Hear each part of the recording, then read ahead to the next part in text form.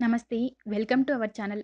కాళికాదేవి అవతారం అనగానే అమ్మవారి భయంకర రూపమే కళ్ళెదుట సాక్షాత్కరిస్తుంది అందరికీ. కానీ చాలా మందికి ఆమె యొక్క గొప్ప శక్తి గురించి వాస్తవం తెలియదు. ఈ విశ్వంలోని కాళీ దేవత అంటే అత్యంత శక్తివంతమైన తల్లి. కాళీమాత రూపం అద్భుతమైనది. ఆమెను కొలిచిన వారి కోరికలను నెరవేరుస్తుంది. ఈ కాళీమాత యొక్క ఆశీర్వాదం కోసం భక్తులు ప్రత్యేకమైన ప్రార్థనలు, ఉపవాసాలు చేస్తారు. మన దేశంలో కాళికామాత దేవాలయాలు ప్రతి రాష్ట్రంలోనూ కనిపిస్తాయి.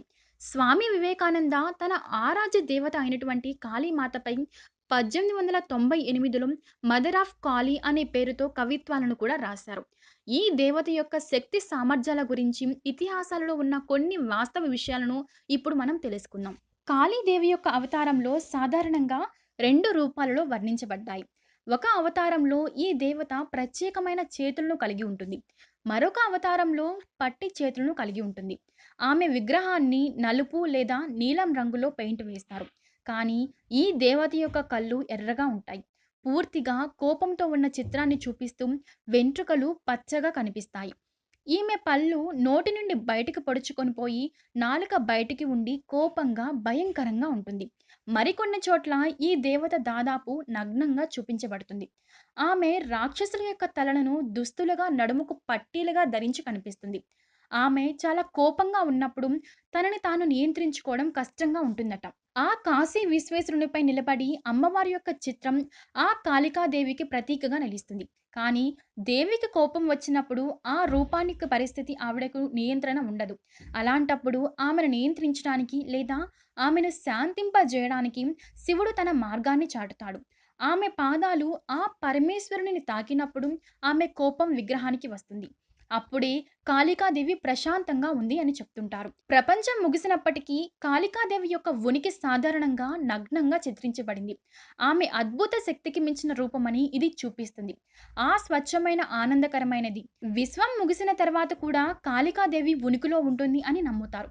ఈ ప్రపంచంలో రంగు, కాంతి, మంచి, చెడు అనే విషయాలు ఆమెకి సంబంధించినవి కావు. ఆమెను స్వచ్ఛమైన కల్తీ లేని ఆదిశక్తిగా భావిస్తారు. కాళికాదేవికి మరో భయంకరమైన రూపం కూడా ఉంది. కాళికాదేవి ఎడమ కాలు కింద రాక్షసి యొక్క తన చేతిలో కత్తి పట్టుకునే రూపం.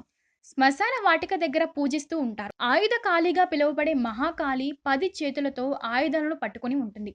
3 కళ్ళతో ఉన్న ఆ తల్లి అనేక రకాలైన ఆభరణాలతో అలంకరించబడి ఉంటుంది. ఈ రూపానికి ఆ పరమశివునితో సంబంధం లేదు. భక్తులు కాళికాదేవిని విశ్వమాతగా పిలుస్తారు. కాళీదేవి యొక్క ఆయుధాలు ఆమె ప్రతి చేతిలోనూ ఉంటాయి. ఒక్కో ఆయుధం ఒక్కో చేతిలో పెట్టుకొని ఉన్నప్పుడు చూడవచ్చు. ఆమె కత్తి, త్రిశూలం, కత్తిరించిన తల, గిన్నె, కపాలం పట్టుకొని ఉంటుంది. కత్తి దైవక జ్ఞానాన్ని సూచిస్తుంది. మోక్షాన్ని, దైవక జ్ఞానాన్ని పొందాలి. మిగతా 2 చేతులు అభయ ముద్ర మరియు ఆశీర్వాదాన్ని సూచిస్తాయి. కాళీదేవి యొక్క హారాన్ని ఆ అమ్మవారి మెడలో మనం చూడవచ్చు. అది 108 లేదా 51 సంఖ్యలో ఉంటుంది. హిందూ సాంప్రదాయంలో 108కి ఒక ప్రత్యేకమైన స్థానం ఉంది. హిందూ దేవతల పేర్లు కూడా 108 ఉన్నాయి. 108 సార్లు జపం అనే నియమం కూడా ఒకటి ఉంది. సాంస్కృతిక వర్ణమాలలో దేవనాగరిక భాషలో 51 అక్షరాలు ఉన్నాయి. సంస్కృతానికి మరొక పేరు కూడా ఉంది. హిందువులు చైతన్య భాష అని కూడా పిలుస్తారు. ఈ అక్షరాలలో ప్రతి ఒక్కదానిని శక్తి ఎదగాలి అని నమ్ముతారు. ఉగ్ర రూపంలో ఉండడం వలన కాళీదేవిని మంత్రాల భాష లేదా బీజాక్షర రూపం అని పిలుస్తారు. ఇలా కాళీమాత గురించి అనేక రకాలైనటువంటి కథలు ప్రచారంలో ఉన్నాయి.